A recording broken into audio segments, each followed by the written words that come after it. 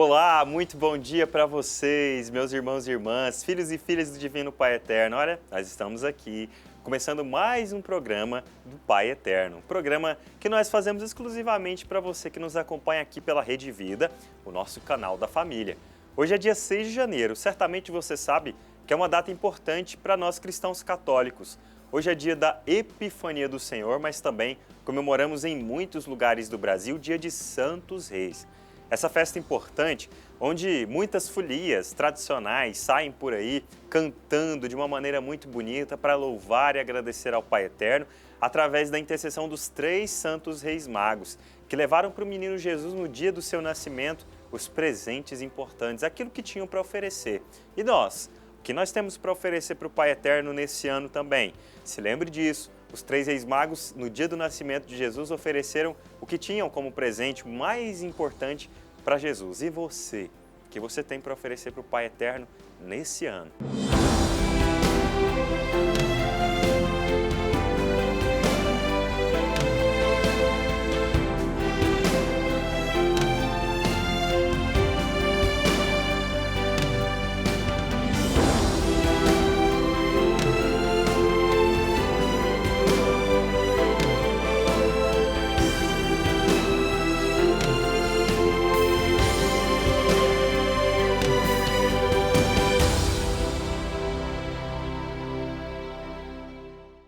Aqui no programa Pai Eterno, ao longo de alguns dias atrás, nós começamos uma série toda especial. Uma série sobre a Romaria, essa história de devoção que dura mais de 187 anos. Olha só quanto tempo a Romaria do Divino Pai Eterno existe. Você já teve a oportunidade de vir aqui e viu o desfile dos carreiros, esse desfile que repercute todos os anos e é muito tradicional, onde muita gente acompanha a passagem dos carros de boi, dos muladeiros, cavaleiros, que vêm de diversos lugares do estado de Goiás e também do Brasil. Vamos acompanhar comigo esse gesto de fé muito importante aqui na nossa Romaria.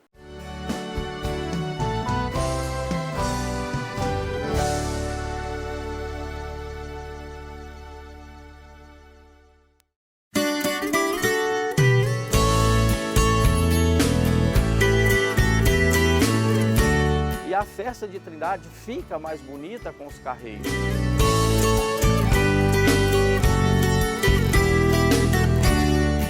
A devoção ao Divino Pai Eterno em Trindade começou por volta de 1840, quando um casal encontrou um medalhão entalhado com a imagem da Santíssima Trindade coroando a Virgem Maria. Desde então, muitas pessoas peregrinam até a região, caracterizando essa prática como imersa no catolicismo popular. A tradição teve seu início com a utilização de carros de bois.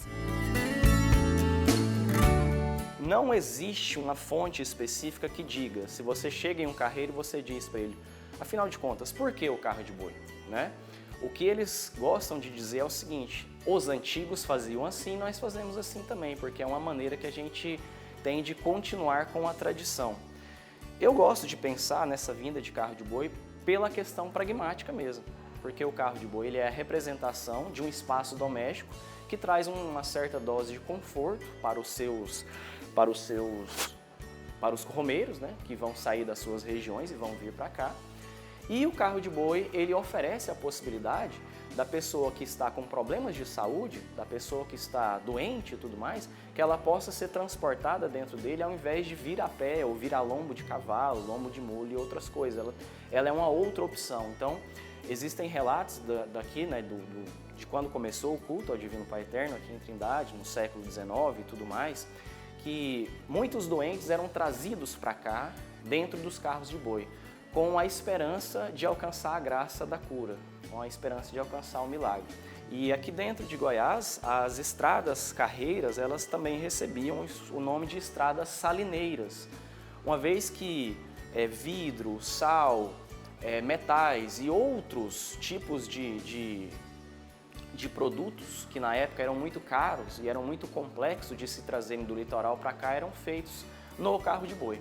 Então ele foi, aqui dentro do nosso estado, o primeiro transporte essencial para a manutenção e para a boa manutenção da constituição do estado, econômica, e em muitos vieses, obviamente, a gente entra no carro de boi a partir da lógica da religiosidade católica, né? Religiosidade popular também. A preparação dos carreiros para a romaria envolve diversas atividades, como as construções e os reparos eventuais nos carros de bois. O carro de boi, como eu dizia, né, ele é uma ciência do povo. Eu gosto de dizer dessa forma.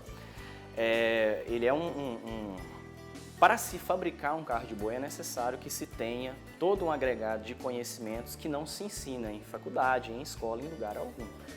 Eu gosto em minhas pesquisas eu constatei uma coisa, que os fabricantes de carro de boi, eles são pessoas que aprenderam trabalhando, quase todos eles, ou que tiveram a sua apreensão cognitiva desse saber através da transmissão da tradição, da oralidade, com os seus pais ou com pessoas mais velhas, né? E para se fabricar um carro de boi, é necessário que se tenha todo esse conhecimento dos apetrechos culturais e naturais que rodeiam os construtores. Então, é necessário que se tenha conhecimento dos tipos específicos de madeira, dos ciclos lunares em que essas madeiras vão ser colhidas, sempre tem que ser na lua minguante, né? Não pode ser na lua cheia, porque na lua cheia a saliva, as partes mais úmidas da planta, elas saem da raiz e vão para os galhos, né? Isso faz com que a madeira expanda e se ela for encaixada, expandida, depois ela recolhe.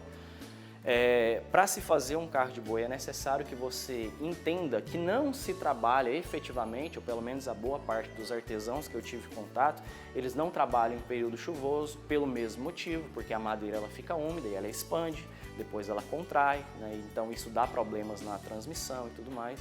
Para se fazer o carro de boi tem que se saber escolher o tipo específico de madeira para fazer o eixo, porque carro de boi tem que cantar. Os carreiros dizem, carro de boi que não canta é carroça, não é carro de boi. Além disso, inclui a preparação dos mantimentos, que serão consumidos ou ofertados durante o trajeto, e a doma dos animais. Atividades que são executadas por homens e mulheres de acordo com suas práticas no cotidiano da vida rural. Para se domar os animais não é qualquer um. Tem que saber lidar com o animal. Não pode lidar com ele com violência extremada, né? Alguns anos atrás, quando eu estava fazendo a pesquisa, eu vi algumas postagens muito generalistas no Facebook falando que os carros de boi, a romaria, ela é uma maneira de maus tratos aos animais. Ocorre, não dá para dizer que não acontece, tá? Mas não se pode generalizar. Aquele que é carreiro mesmo, que se diz tradicional, que trabalha com carro de boi, que mexe com isso, ele tem um modo de lidar com os animais que não é necessário que ele lide com ele com violência, né, com brutalidade, ok? Então, para se escolher os animais, tem toda uma técnica, tem toda uma maneira específica. Em meu trabalho eu mostro também que existe uma maneira até de se conversar, entre aspas, com os animais, né? Tem o aboio, tem as maneiras pelas quais você, entre aspas, fala com o boi, ele entende não apenas a voz dos carreiros e dos candeeiros, mas ele entende as gestualidades que essas pessoas fazem. Então, não é uma coisa simples, pelo contrário, é uma coisa altamente complexa. Essas pessoas que lidam com o carro de boi, que guiam o carro de boi, os carreiros ou os candeeiros, são pessoas que têm uma apreensão intelectiva muito aprofundada, né, do meio rural em que elas viveram, do meio da natureza, das condições naturais, da maneira de lidar com os animais. Então, é uma ciência complexa também, ainda que não seja uma ciência acadêmica. Os carros de bois eram antigamente o principal meio de transporte das famílias das zonas rurais, em suas viagens de longas distâncias. Por isso, essa forte tradição da romaria do Divino Pai Eterno. A devoção ao Divino Pai Eterno está intimamente ligada a essa tradição tão antiga dentro da igreja, e o carro de boi ele marca o período da colonização do estado de Goiás. Foi o primeiro meio de transporte utilizado tanto para o trabalho quanto também para o transporte de pessoas. E os romeiros, quando vêm a Trindade ao carro de boi, além de manter a tradição familiar, eles também alimentam a tradição na fé, que é este caminhar, de um modo, digamos assim, talvez rústico, muito rural, para os tempos modernos de hoje, mas tem toda essa dinâmica de quem realmente se dedica, trabalha o ano todo, se organiza, se prepara para vir à Trindade. Essa presença dos carreiros na festa do Divino Pai Eterno causa muita emoção em quem participa. E é muito interessante pensar nessa lógica do canto sobre o ponto de vista da memória. Mais de uma vez, durante as entrevistas que eu conduzi, eu vi pessoas vendo o carro de boi passar e cantar, com aquele canto característico, e eu vi as pessoas chorando. Porque é uma maneira pela qual as pessoas remetem à sua ancestralidade, à lógica da ruralidade. Quando as pessoas veem o carro de boi passando e cantando, acontece a lógica de que é uma espécie de viagem no tempo.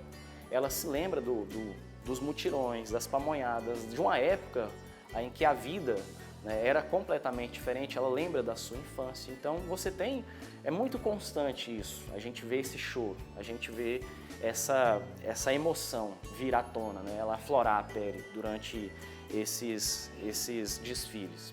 Tanto é verdade que a Romaria dos Carros de Bois de Trindade, capital da fé de Goiás, se tornou Patrimônio Cultural Brasileiro pelo IPHAN, Instituto do Patrimônio Histórico e Artístico Nacional, no dia 15 de setembro de 2016, devido à importância dessa tradição na cultura do Estado.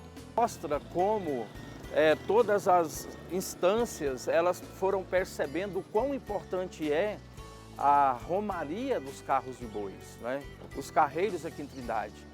Tanto a igreja, quanto a prefeitura, quanto o Estado, quanto o IPHAN, de maneira que ela se tornou hoje não somente uma grande romaria, mas a maior romaria de carro de boi, o maior desfile de carros de bois do mundo.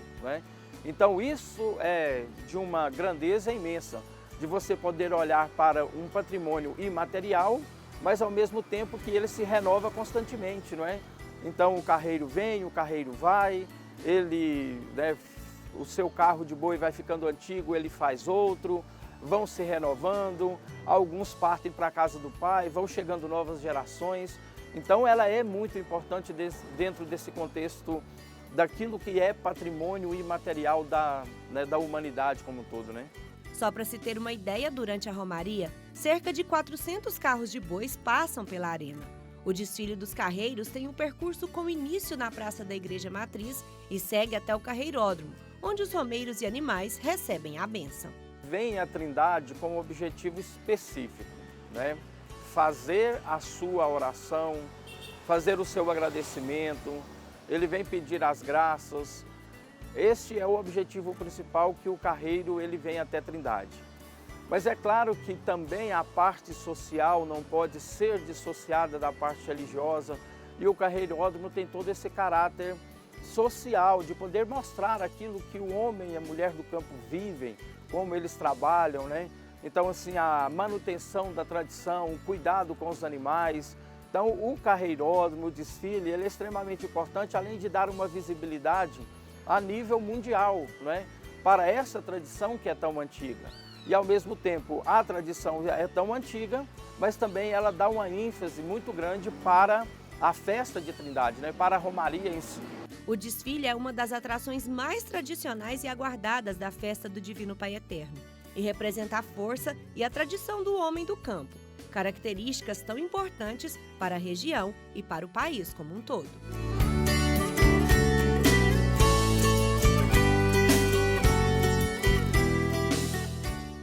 Agora é a hora do quadro Você Sabia? Todos sabemos que temos o Velho e o Novo Testamento, mas no Antigo Testamento nós já chamávamos Deus de Pai. É o que nós vamos saber agora.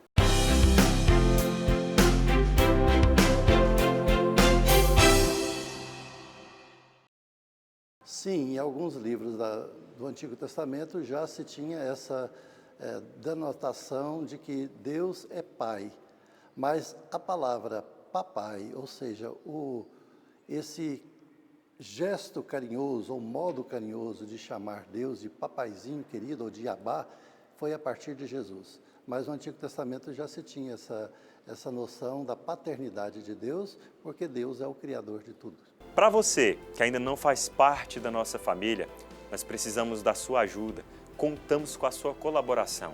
Por isso nós pedimos, faça o seu cadastro para se tornar membro também da nossa família e nos ajudar a difundir o amor do Pai Eterno a tantas pessoas. Liga para a gente agora no 62 3506 9800 e realize o seu cadastro. Com o seu cadastro nós podemos continuar a construção do novo santuário. Nós podemos ajudar tantas pessoas em situação de vulnerabilidade a serem assistidas pelas nossas obras e mais, principalmente, manter este canal, este elo de comunicação com você pelos nossos trabalhos, pelas redes de comunicação. A nossa gratidão a você. Te espero amanhã, domingão, no nosso programa Pai Eterno. Um beijo, um abraço e até a edição de amanhã.